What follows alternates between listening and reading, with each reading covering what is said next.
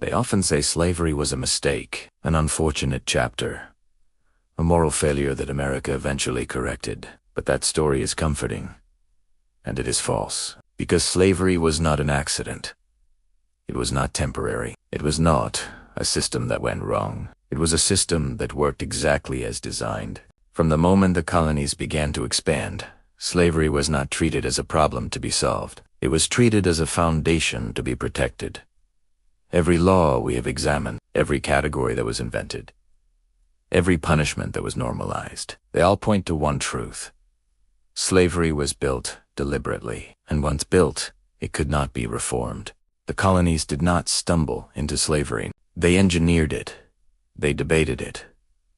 They refined it. They strengthened it, and they defended it with violence, law, religion, and race.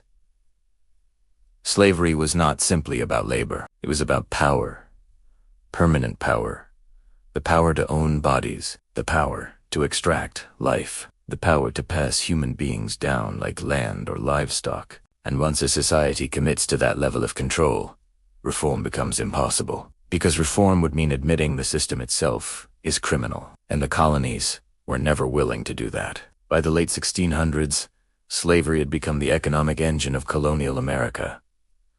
Plantations did not just grow crops, they produced wealth at a scale Europe had never seen.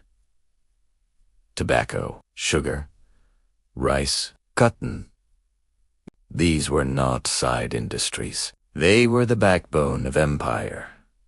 Banks were built on slave profits. Insurance companies wrote policies on enslaved bodies. Ports thrived on human trafficking.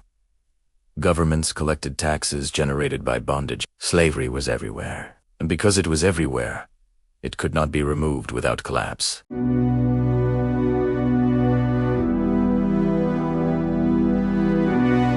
To end slavery would have meant ending the colonial economy itself. And the ruling class chose wealth over humanity, again and again. Whenever enslaved people resisted, the response was not reflection. It was repression. When families were destroyed, the response was not remorse. It was legislation. When rebellions erupted, the response was not reform. It was terror. Every attempt to soften slavery only resulted in new ways to strengthen it. When early inconsistencies appeared, laws were written to remove them. When moral contradictions surfaced, religion was reshaped to justify cruelty. When unity threatened power, race was invented to divide labor. There was never a serious attempt to dismantle the system, only to perfect it. Slavery was too profitable to abandon, too powerful to question, too central to America as a rise to undo. This is why reforms always failed. Because slavery was not broken, it was functioning. Some argued for better treatment. Some argued for Christian instruction. Some argued for limits on punishment. But none of these challenged the core truth that one human being could legally own another. As long as that remained intact, nothing could change. A system that allows ownership of people cannot be reformed. It can only be destroyed. And the colonies knew this. That is why laws became harsher over time. Why surveillance expanded, why patrols multiplied, why punishments became more brutal, not less. The system did not drift toward freedom. It moved aggressively away from it. Slavery required constant enforcement because it was unnatural. It required violence because it contradicted reality. People do not consent to being property. They must be forced, and force became normalized. Children were born into bondage with no legal path out. Families had no protection. Bodies had no autonomy. Lives had no value beyond productivity. This was not moral failure. It was design. Slavery shaped everything that followed. It shaped the legal system. Courts existed to defend owners, not justice. It shaped policing. Patrols existed to control movement, not protect safety. It shaped politics. Representation was calculated to preserve slave power. It shaped culture. Violence became normal. Dehumanization became language. Silence became survival. Slavery was not a contradiction to American freedom. It was the condition that defined who freedom applied to. Freedom was never meant to be universal. It was always selective, protected for some, denied to others. That was the system. And once race was written into law, reform became even more impossible, because now slavery was no longer just economic. It was ideological. Blackness was associated with bondage, whiteness with freedom.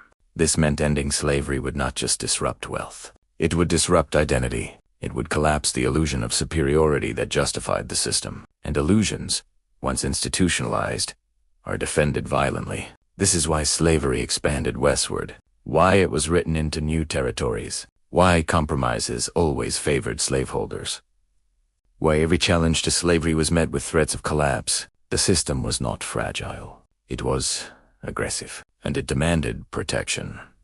Even those who claimed to oppose slavery often benefited from it. Northern industries processed slave-ground goods. Shipping companies transported slave products. Merchants profited indirectly. The entire nation was entangled. This is why moral awakening alone could not end slavery. Too many people were invested. Too many institutions depended on it. Too much power was at stake.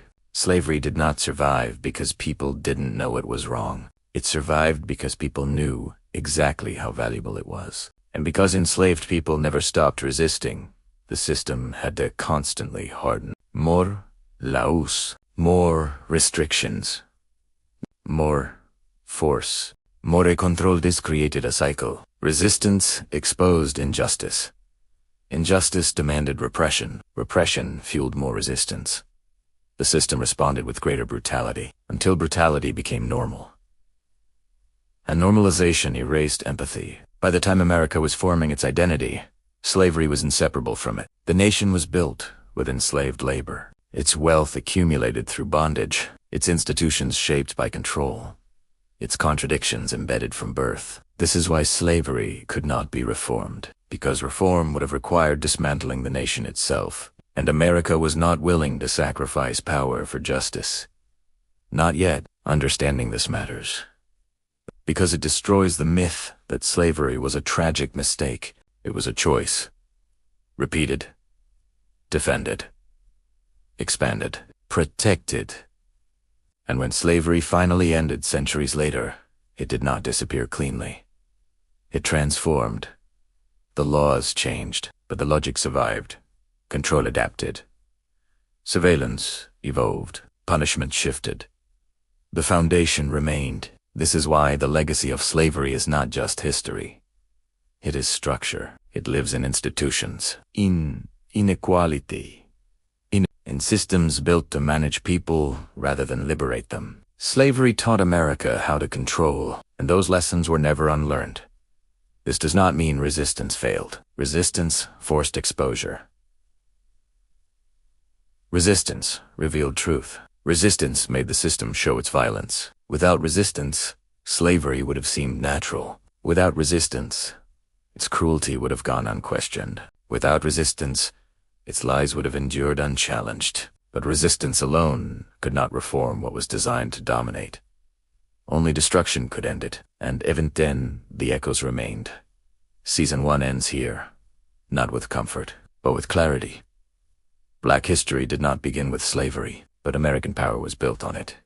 Slavery was not a deviation from the American project. It was a foundation of it. An understanding that changes everything, because once you see the system for what it was, you can no longer call its outcomes accidental. They were engineered. And systems built on control do not disappear on their own. They must be confronted, dismantled, and remembered. Honestly, if you want to understand Black America, not as an afterthought, but as central to the story of this nation, subscribe now. Because history does not move forward by forgetting. It moves forward by telling the truth. And the truth is this: slavery was not broken. It was successful, and that is why it had to be destroyed.